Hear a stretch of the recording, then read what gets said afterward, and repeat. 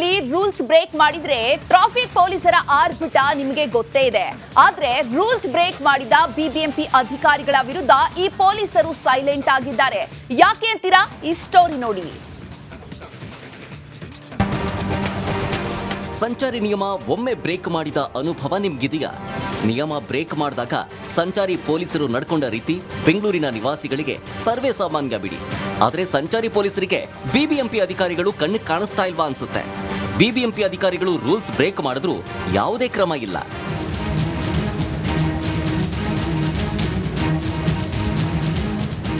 ಬಿಬಿಎಂಪಿಯ 6 ಅಧಿಕಾರಿಗಳು traffic rules break ಮಾಡಿದ್ದು ಒಂದೆರಡು ಬಾರಿಯಲ್ಲ, ಬರೋಬ್ಬರಿ 174 ಬಾರಿ. ಈ ಟ್ರಾಫಿಕ್ ರೂಲ್ಸ್ ಬ್ರೇಕ್ ಮಾಡೋದ್ರಲ್ಲಿ ಬಿಬಿಎಂಪಿ ಅಧಿಕಾರಿಗಳು ಮುಂಚೂಣಿಯಲ್ಲಿದ್ದಾರೆ. ಇನ್ನು ಇವರ ಕಾರ್ ಬೋರ್ಡ್ ನೋಡಿದ ಟ್ರಾಫಿಕ್ ಪೊಲೀಸರು ಕೂಡ ಕಮಕ್ಕಿಮಕ್ಕನ್ನಂಗಿಲ್ಲ.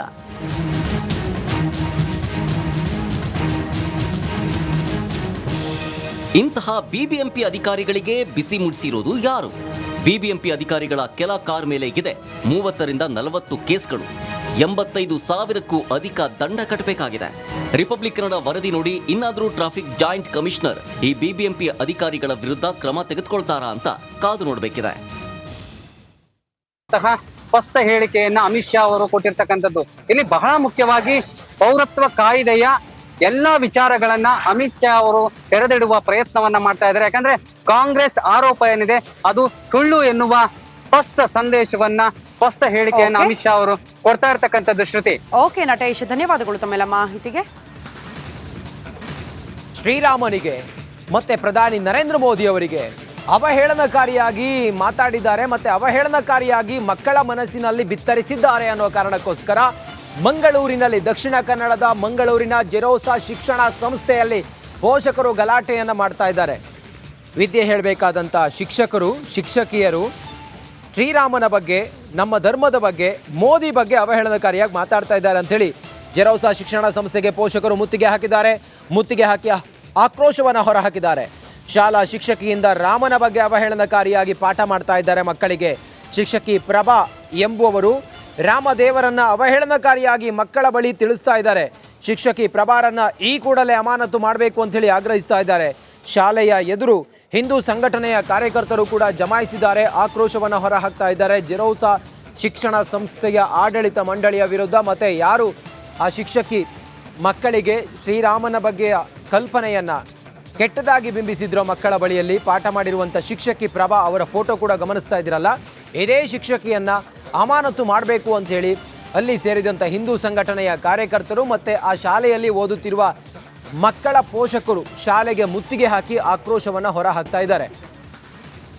ಕಾಂಗ್ರೆಸ್ನ ಮುಖಂಡ ಐವಾನ್ ಡಿಸೋಜಾ ಅವರು ಕೂಡ ಇಷ್ಟೆಲ್ಲ ಪರಿಸ್ಥಿತಿ ಕಸಿಬಿಸಿ ಆಗ್ತಿರುವಂಥ ಸಂದರ್ಭದಲ್ಲಿ ಅಲ್ಲಿಗೆ ಬಂದರು, ಪರಿಶೀಲನೆ ಮಾಡಿದ್ರು, ಏನಾಯಿತು ಅನ್ನೋದ್ರ ಬಗ್ಗೆ ಮಾಹಿತಿಯನ್ನು ಪಡೆದುಕೊಂಡ್ರು. ನಾವು ಯಾರ ಶಿಕ್ಷಕ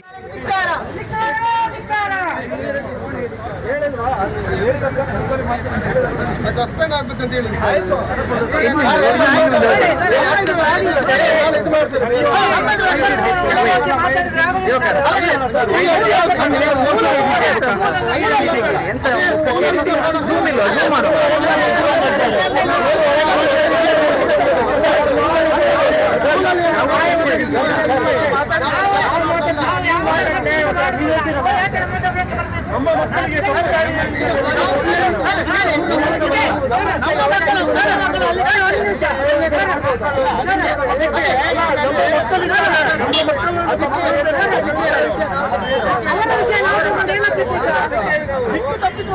ಬೇರೆ ಜಾತಿಯವರನ್ನು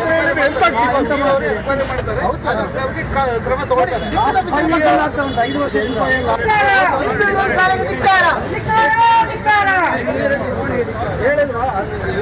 ವಿದ್ಯಾರ್ಥಿಗಳಿಗೆ ಶ್ರೀರಾಮನ ಕುರಿತು ಅವಹೇಳನಕಾರಿ, ಶ್ರೀರಾಮಚಂದ್ರನ ಆದರ್ಶ ಸರಿಯಿಲ್ಲ, ಶ್ರೀರಾಮಚಂದ್ರನ ಜೀವನ ಚಕ್ರ ಸರಿಯಿಲ್ಲ, ಅವನ ಜೀವನ ಶೈಲಿ, ಅವರನ್ನೊಬ್ಬರು ಸಾದಾ ಸೀದಾ ಒಂದು ವ್ಯಕ್ತಿಯಾಗಿ ಮಾರ್ಪಡಿಸಿಕೊಂಡು ಹಿಂದೂ ಸಮಾಜಕ್ಕೆ ಶ್ರೀರಾಮಚಂದ್ರ ಮರ್ಯಾದ ಪುರುಷೋತ್ತಮ, ನಾವೆಲ್ಲರೂ ಅವರ ಆದರ್ಶವನ್ನು ಬೆಳೆಸಿಕೊಂಡು ಜೀವನ ಮಾಡುವಂಥ ವ್ಯಕ್ತಿಗಳು, ನಾವೆಲ್ಲ ಅಂಥ ವ್ಯಕ್ತಿಗಳು.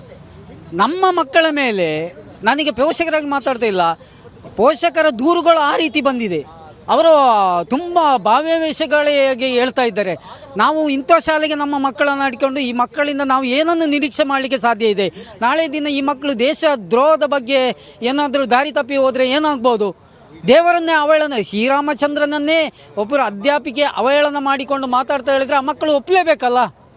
ನೋಡಿ, ಮಕ್ಕಳು ಹೇಳಿದರೆ 7ನೇ ಕ್ಲಾಸ್ನ ಮಕ್ಕಳು ಹೇಳಿದರೆ ಅವರು ಸೂಕ್ಷ್ಮಮತಿಯರಾಗ್ತದೆ. ನಾವು ಒಂದು ವಿಷಯ ಹೇಳಿದರೆ 1 ವಾರ ತನಕ ಅದನ್ನು ನೆನಪಿಟ್ಟುಕೊಂಡು ಪ್ರಶ್ನೆ ಹಾಕಿದರೆ ಅದಕ್ಕೆ ಉತ್ತರ ಹೇಳುವಂಥ ಮನಸ್ಥಿತಿಯಲ್ಲಿರುವಂಥ ಆ ಮಕ್ಕಳು. ಆ ಮಕ್ಕಳಿಗೆ ಶ್ರೀರಾಮಚಂದ್ರನ ವಿರುದ್ಧ, ದೇಶದ ಪ್ರಧಾನಿಯ ವಿರುದ್ಧ, ಹಿಂದೂ ಧರ್ಮದ ವಿರುದ್ಧವಾಗಿ ಅವಹೇಳನಕಾರಿಯಾಗಿ ಬೇಡದ ಭಾಷೆ ನಾವು ಇಲ್ಲಿ ಮಾಧ್ಯಮದ ಮುಖಾಂತರ ಹೇಳುವಂಥ ಪರಿಸ್ಥಿತಿಯಲ್ಲಿ ಇಲ್ಲ. ಶಾಲೆಗೂ ಕೂಡ ಭೇಟಿ ನೀಡಿದ್ರಿ, ಅಲ್ಲಿ ಆಡಳಿತ ಮಂಡಳಿ ಏನಂತ ಹೇಳಿದ್ರು? ಶಾಲೆಗೆ ನಾವು ಭೇಟಿ ನೀಡಿದ್ದೇವೆ.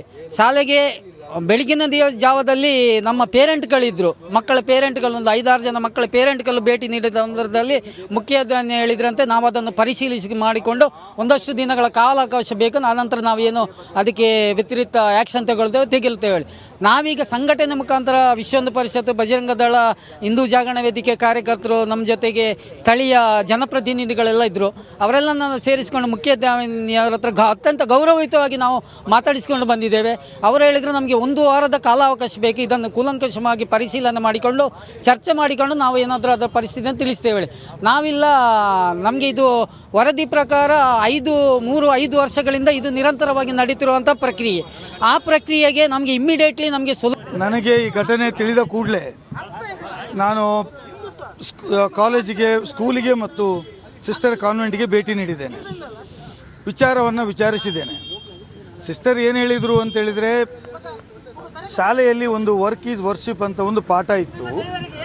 ಆ ಪಾಠದ ಬಗ್ಗೆ ಎಕ್ಸ್ಪ್ಲೈನ್ ಮಾಡುವಂಥ ಸಂದರ್ಭದಲ್ಲಿ ಅವರು ದೇವರುಗಳ ಬಗ್ಗೆ ಮಾತಾಡಿದ್ದಾರೆ ಹೊರತು ಬೇರೆ ಇಂಥ ಘಟನೆಗಳ ಬಗ್ಗೆ ಏನು ಇದುವರೆಗೆ ಮಾತಾಡಿದ್ದು ನನ್ನ ಗಮನದಲ್ಲಿ ಇಲ್ಲ. ಹಾಗಾಗಿ ಈಗ ಕೆಲವು ಪೇರೆಂಟ್ಸ್ಗಳು ಬಂದು ನನ್ನ ಹತ್ರ ರಿಕ್ವೆಸ್ಟ್ ಮಾಡಿದ್ದಾರೆ, ಅವರು ದೇವರ ಬಗ್ಗೆ ಅವಹೇಳನೆ ಮಾಡಿದ್ದಾರೆ, ಈ ಬಗ್ಗೆ ಸ್ವಲ್ಪ ನೀವು ತನಿಖೆ ಮಾಡಬೇಕು ಅಂತ ಕೇಳಿಕೊಂಡಿದ್ದಾರೆ. ನಾನು ಸೋಮವಾರ ದಿವಸ ಮಕ್ಕಳ ಹತ್ರವೂ ಮಾತಾಡ್ತೇನೆ, ಸಿಸ್ಟರ್ ಹತ್ರವೂ ಮಾತಾಡ್ತೇನೆ, ಯಾರು ಟೀಚರ್ ಅವ್ರ ಹತ್ರವೂ ಮಾತಾಡ್ತೇನೆ, ವಿಷಯ ತಿಳ್ಕೊಂಡು ಆ ಬಗ್ಗೆ ವಿಚಾರ ಮಾಡಿ ಮತ್ತೆ ಒಂದು ತೀರ್ಮಾನಕ್ಕೆ ಬರ್ತೇನೆ ಅಂತ ಮಾತನ್ನು ಹೇಳಿದ್ದಾರೆ. ಅದರ ಮಧ್ಯದಲ್ಲಿ ಕೆಲವು ಯುವಕರು ಮತ್ತು ಕೆಲವು ಪೇರೆಂಟ್ಸ್ಗಳು ಬಂದು ಭೇಟಿ ಮಾಡಿ ಅವರಿಗೆ ನೀವು ಈಗಾಗಲೇ ಸಸ್ಪೆಂಡ್ ಮಾಡಬೇಕು ಟೀಚರ್ನೆಲ್ಲ ಕೇಳಿಕೊಂಡಿದ್ದಾರೆ. ಅದಕ್ಕೆ ಅವರು ಹೇಳಿದ್ದಾರೆ ತನಿಖೆ ಮಾಡುವುದು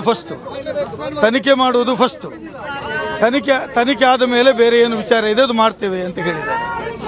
ಯಾಕಂತ ಹೇಳಿದರೆ ಯಾವುದೇ ವಿಚಾರ